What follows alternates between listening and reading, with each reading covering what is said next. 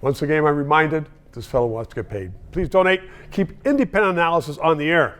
John Capobianco joins me right now because he is not only a smart guy, he is a big shot conservative. I want to put the question to you. There's been much criticism about this immigration policy of the Liberal government. They said they were wrong. But every day we see groups of people who were not born in Canada saying, kill the Jews. They're out protesting and they want their prejudices and way of life in Canada, and people who've been here for a while are saying, you know what, this isn't Canada anymore. What is your view of changing the Christian Judeo society that Canada was to, as maybe Trudeau says, and he's trying to, post nationalistic? We aren't anything. I think immigration has gotten to be such a political issue these days. Normally, when my parents came to Canada back in the 60s, like many other families where they came and they immigrated, they wanted better lives for themselves and for their kids. Right. They worked and they did whatever they needed to do. My dad worked at construction, my mom worked at a dry cleaners operation, and they stayed there for the rest of their lives. But it was to make better lives for us. So back then, Stephen, when immigration was there and this country was built on the backs of immigrants, right. There was a need and there was a desire to have immigrants come in and assemble and assimilate into the country. But over the course into the country. That was a key, wasn't it? Well, it was a key. And my parents came in and being Italian Canadians, but they were Canadians first, and they wanted to make sure that they were Canadians so their kids became Canadians. But nowadays what we're seeing, though, is immigration is becoming a political issue.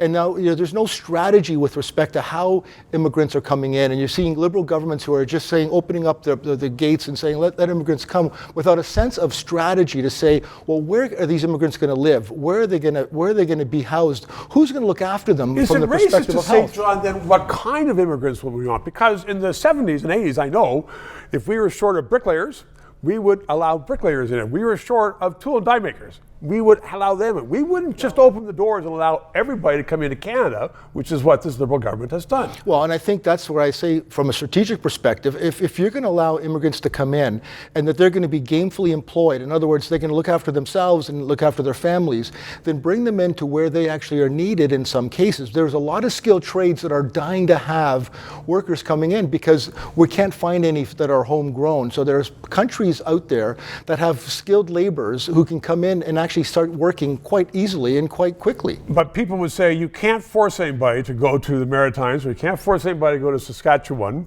and come to Toronto or Montreal or Vancouver.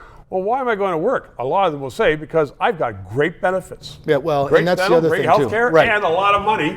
And that's where government should come in and incent, companies and incent organizations and incent others where they can actually send immigrants to other areas, let alone the big cities. But when the problem is that we get so many immigrations at the big cities, they can't house them and they can't get doctors for them, and then they become very dependent on the system.